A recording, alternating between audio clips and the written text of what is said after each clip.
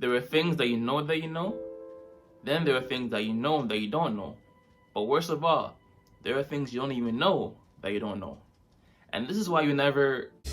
I was drafted in the second round of the 2020 draft. I was really excited. I know the history in Philadelphia and the pride. You know, I go back and watch it and it gives me chills just seeing the reaction of my mom, you know, my dad, my brother, my sister, and just the emotion in the video. And I was just ready to go to work at that moment. I was just ready to get after it.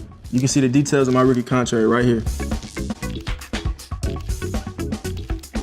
So he signed a $6 million deal, of which only so about a third of it was guaranteed.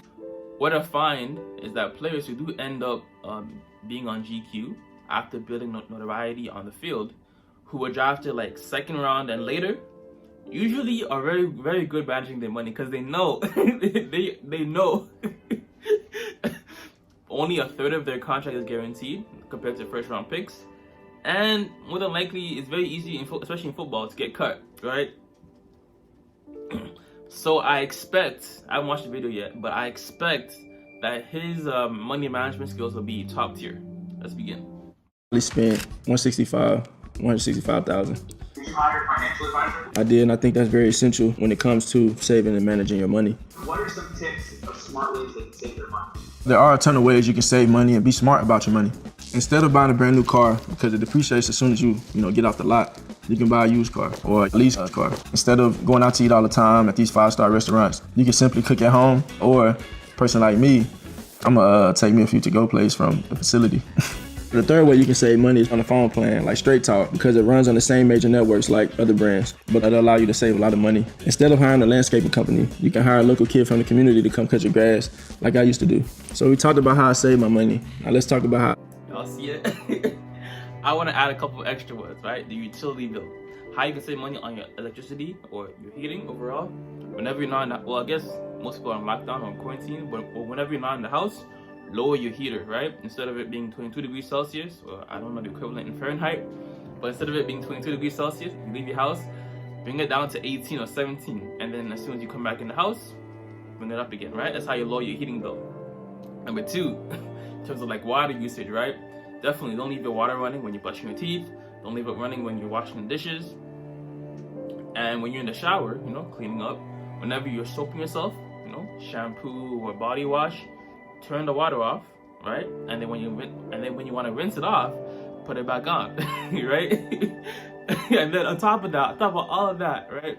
Instead of putting your clothes in a dryer machine, get a dryer rack so you can hang your clothes to air dry. You know what I'm saying? Like, this is how you save the guala. This is how you save the money. Like, even the place I'm in right now, it's $2 to wash and then $2 to dry.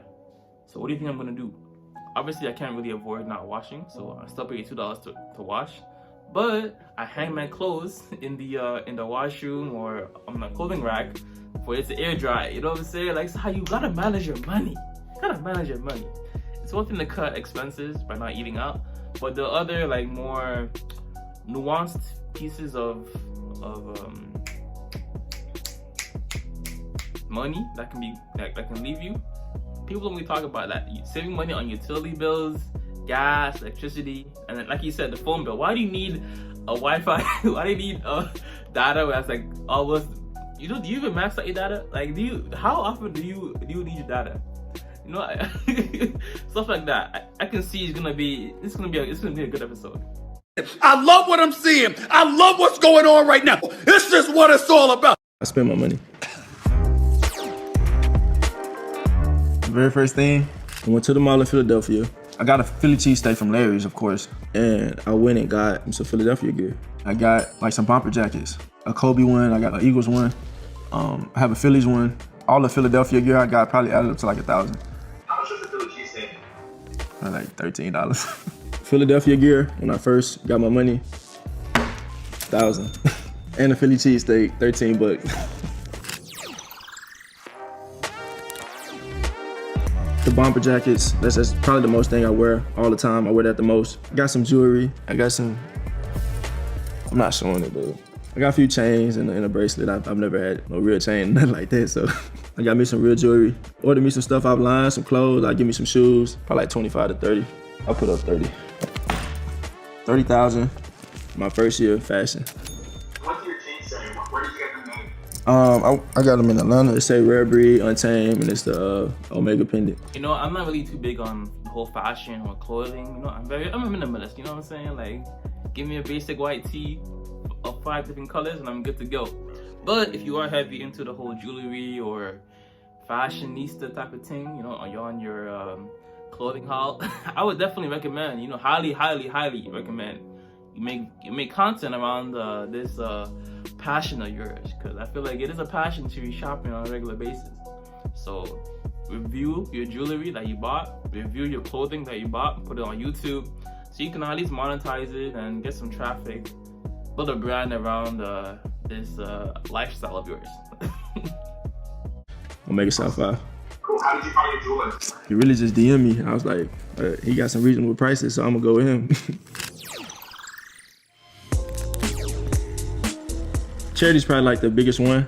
So this Christmas, towards the end of the year, the holiday season came around. I was in search of a family. I just wanted to bless some holiday spirit, trying to give back, show some uplift and some service. I actually met this family through Alex's Lemonade Stand. It's a foundation in Philadelphia that basically supports cancer research, and I got to meet the family, and I got to meet Eric. Eric has a very rare cancer, and he beat it. This is what I told Eric. I was like, is there anything that you want Santa to come give you, or anything that you want to ask Santa? And he didn't really have much. And I said, I'll see what Santa can do. Then that's where the video came out where I surprised him with the $30,000 check for a down payment on a new house. I pretty much got him every game you can imagine. That's what I like to see, man. That's what I like to see. I love what I'm seeing. I love what's going on right now. This is what it's all about. Gifts that have long-term value, like for example,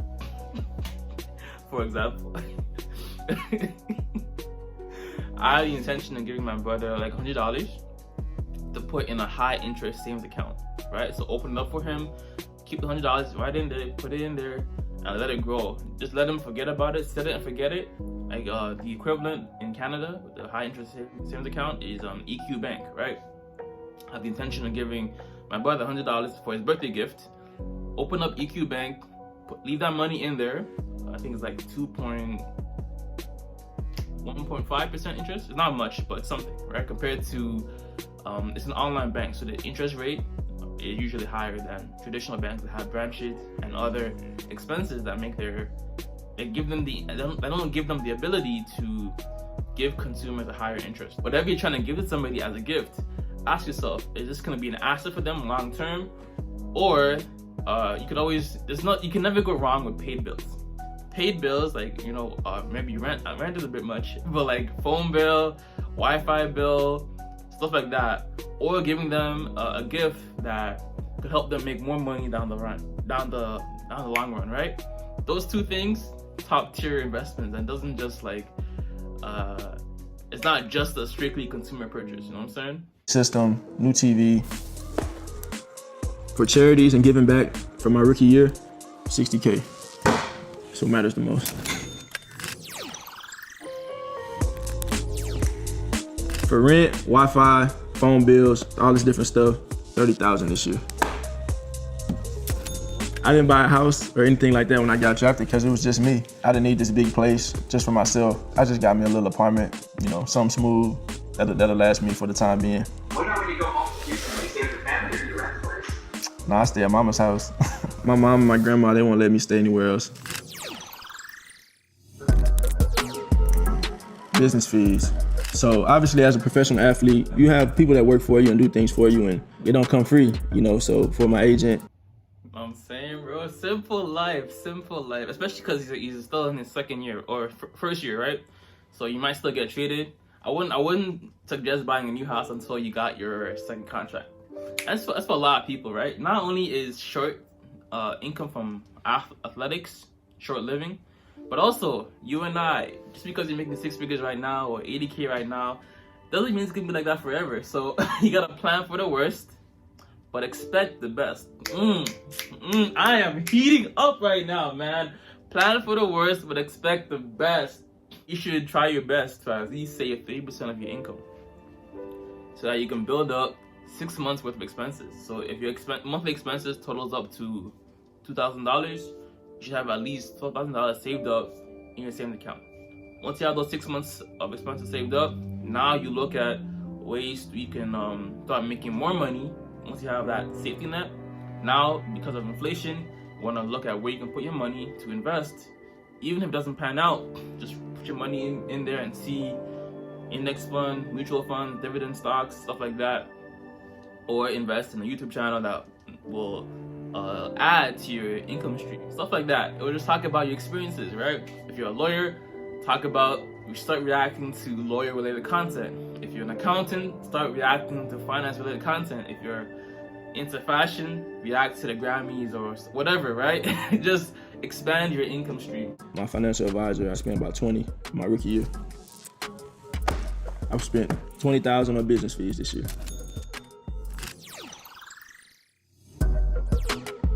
Off-season training, as well as just taking care of my body for my rookie season, whether it be massages, different types of treatments, acupunctures, cryotherapy, just really take care of your body, putting the right things into your body, not eating, junk.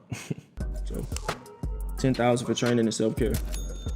I'm actually in Dallas working out with Bobby Stroop. He's trained a lot of great players, and I'm out here working with him, and that's not free either, so I gotta take care of that too. Speaking of diet, I found that ever since I started implementing fasting into my life more so, not only do you save a ton of money in terms of just like constantly eating throughout the day, but also you get an added benefit of some fat loss. Not weight loss necessarily, fat loss. Dry fasting, water fasting. Yo, I've seen this. I've been addicted to listening to this guy named Cole Anthony with his snake diet. Top tier, bro. I feel this past 2 weeks, top tier, bro. Top tier. If you are trying to get past the bullshit of the mainstream and your local drug dealing doctor, y'all gotta check out Cole Anthony's shit, bro. Cole Anthony's snake diet essentially involves his premise is essentially long-term extended fasting sessions. Hey fatty! Hey fatty! Hey fatty! Hey fatty! Hey fatty! Hey fatty! Before doing anything I say, go consult your local drug dealing doctor and make sure it's okay. Let's begin! The snake diet is a prolonged fasting focused lifestyle. You fast as long as you can. Not hours, but days, weeks, and months. If you're fat, you don't need to eat. Drink water and salt. You don't need anything more than that. It's that simple. You don't 24-hour fast, 48-hour fast, but adding that multiple times into your week, right? Because when you think about it, when you are eating 3 times a day, breakfast, lunch, dinner, plus snacks, it's economically beneficial for you to be eating that many times throughout the day. But also it affects your health because most people aren't as active as they used to be in times past, especially given the whole quarantine and lockdown stuff going on right now. So adding fasting into your lifestyle, definitely a game changer. Noticed some things my mom wanted done around the house. Helping around the house, back home, I put $15K on that. Remodeled the bathrooms. She got some new wood on the floors, new bedroom in there, some bedroom renovations. I think giving back to my parents is very important to me. I love both of my parents dearly, and I wouldn't have none of this if it weren't for them, so I'm very thankful for them. Speaking of giving back to my family, I gave my brother $1,000 for his wedding. Couldn't even go because I had a game, but I gave him $1,000. We're very close. My brother coaches with my dad at Channel View High School, so I have a great relationship. I wouldn't be where I am today just watching him play as a younger brother, taking me a long way.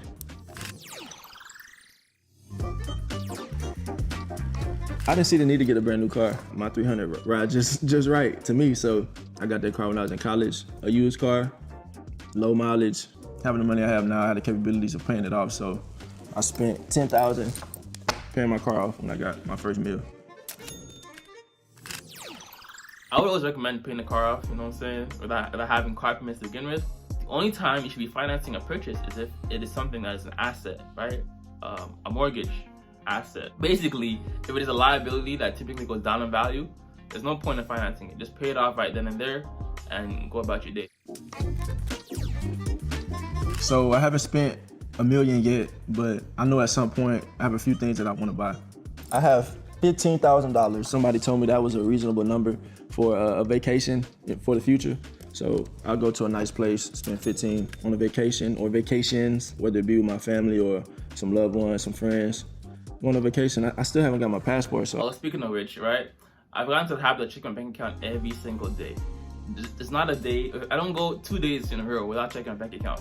The fact that you just are aware of what's going on, what's coming in, what's going out, keeps you accountable to be more fiscally responsible, unlike your local government. And of course, keeping your credit utilization low. There's 2 components of your credit score that account for about 65% overall. You have the payment history, like paying it on time, right? But also credit utilization. So if your limit is $1,000, you don't want to use more than $200 without paying it off or paying it down. So if it's $20, if you see it past $20, pay it off or pay it down to maybe $50 and then use your credit card again.